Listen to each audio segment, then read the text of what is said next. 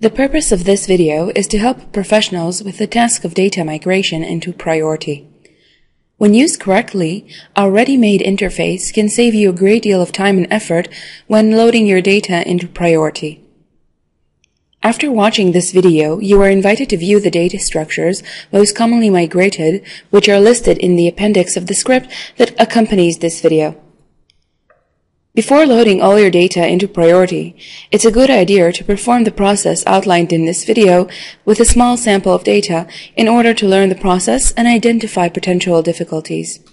For this example, we're going to demonstrate how to load part records from your existing catalog into the system, but the process is similar for other types of records as well.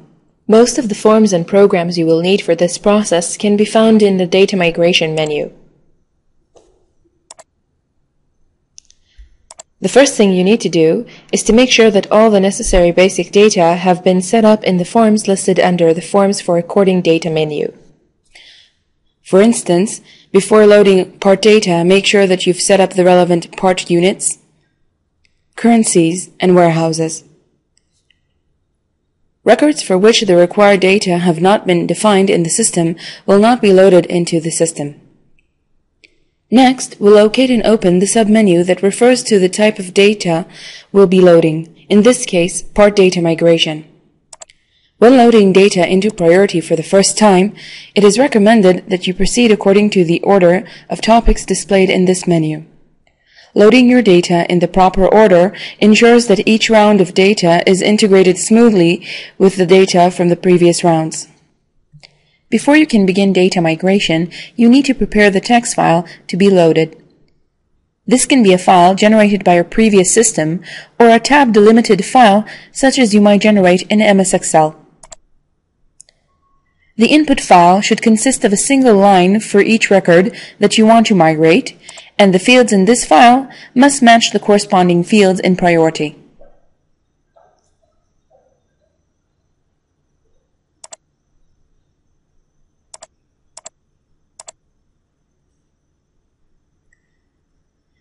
Make sure that the file includes all of the mandatory fields in the table to which you are migrating the data. Each field can be assigned a fixed width or separated from the next field by a tab.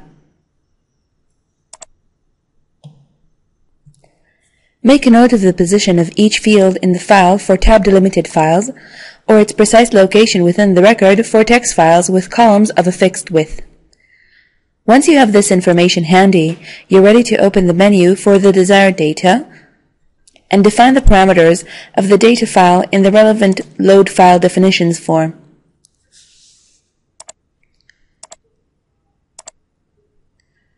The title column lists all the fields that can be migrated to Priority for records of this type.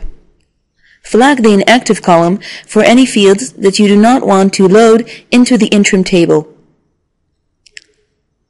Next, we need to fill in the first character and the last character of each field.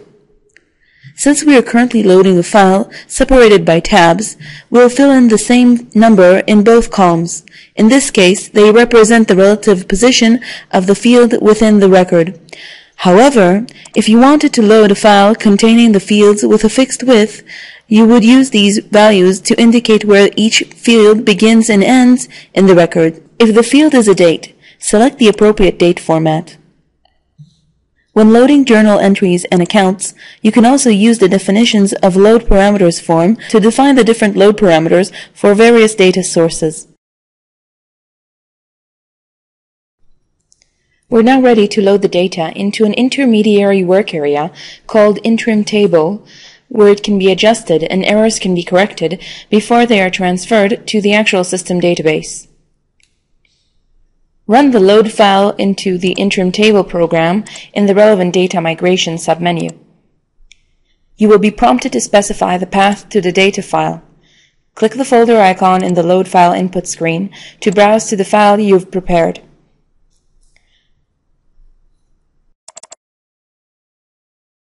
Once the program finishes running, you can proceed to check the data in the Interim Table.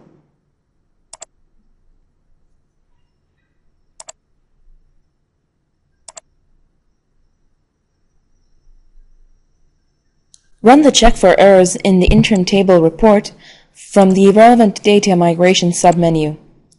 This report displays various errors in the data loaded into the table according to the category. Such errors are usually the result of missing mandatory data, data fields that fall under the wrong column titles, or data inconsistent with the existing data in the system. Any of these errors may involve valid data that are nonetheless the source of the error. It is therefore advisable to enter to the relevant interim table and inspect the content. A significant part of the problems that occur during data migration can be identified in this manner through a good knowledge of the data and its desired structure. For instance, if you see that some of the data has fallen under the wrong column title, close the interim table form and run the Clear Interim Table program in the Relevant Data Migration submenu. This will delete all records from the interim table. Next, you can either update fields into the input file itself or change the setting in the relevant Load File Definitions form. In this example, it should be sufficient to correct the relative position of the relevant fields in the first character and last character columns.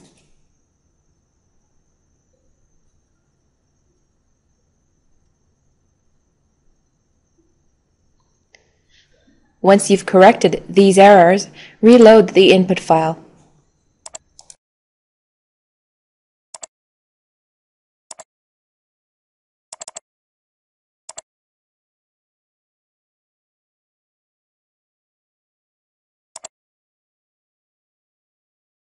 Let's examine the data in the interim table again. If you notice any errors in the data that appear for a particular record, you can correct the values in question directly in the interim table. You can also use the interim table to delete any records that don't need to be loaded into the database.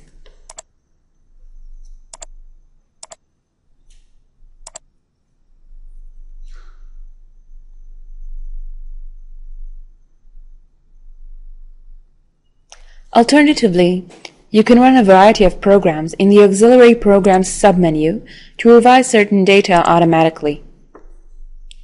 Some of these programs are common to all data types. For example, you may need to remove quotation marks relevant mainly to files based on Excel, or delete any data that already exists in the system. Other programs are specific to the type of data in question. For example, changing part units or fixing the value in Boolean fields such as inventory control. You may also need to revise or add to your system data. For instance, the data we loaded in this example refer to several part units and part families that haven't been set up in the system yet. You can use the relevant form in the Forms for Recording Data menu to record the missing part units. You can record the missing part families manually as well. Alternatively, you can run a program that adds any missing part families to the database automatically.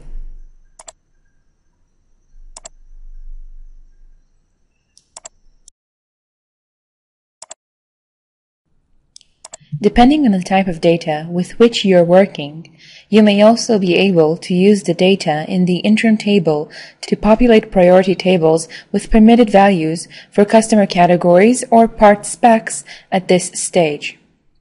In our example, we can use the data in the interim table to create choose lists of part specs on the basis of the specs appearing in the interim table.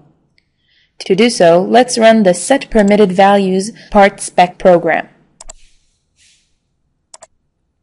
Once you've addressed all the errors in the report, rerun the report to make sure that there are no longer any errors.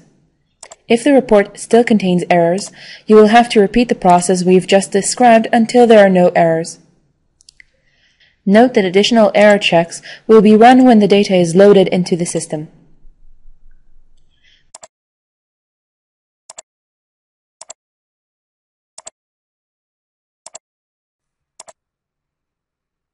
Before you can proceed to load records from the interim table into the database, run the report provided in each submenu to check whether any of these records already exist in the system.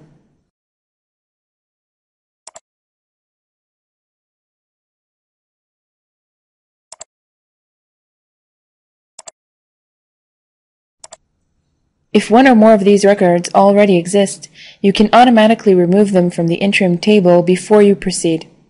To do so, let's run the Delete Existing Parts from Table program.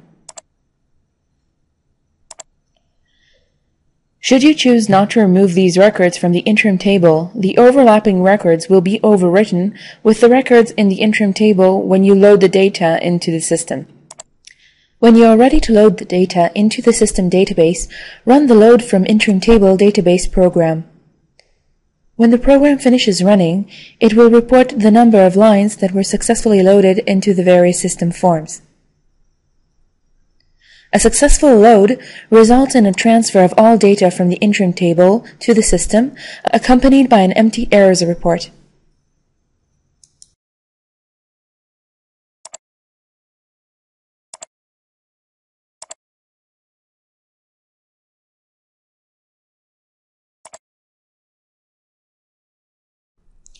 In most interim tables, an error in one of the records prevents it from being loaded. In other tables, those that load data into multiple system forms, a record may be partially loaded.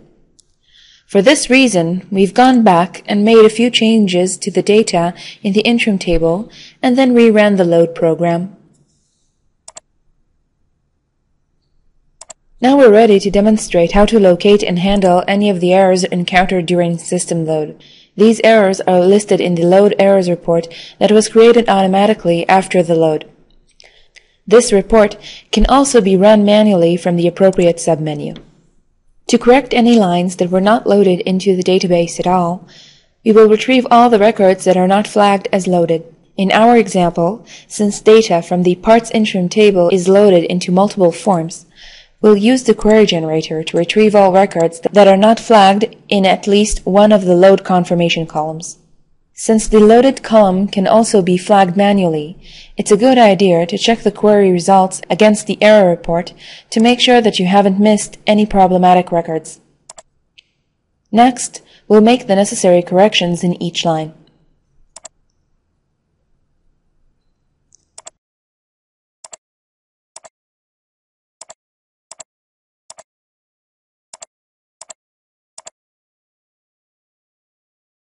And now we're ready to load the data.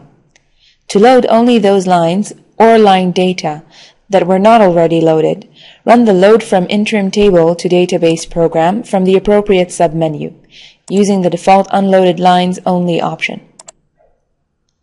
Alternatively, you have the option of reloading all the data in the interim table and overwriting any data that is already in the system.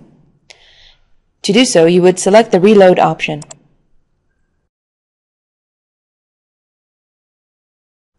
When the program finishes running, check the errors report again. An empty report indicates that all the data has been successfully loaded. At this point, it is recommended to remove all data from the interim table in order to prevent the same data from being reloaded at some later time when it is no longer up to date. To do so, run the Clear Interim Table program from the appropriate Auxiliary Programs submenu.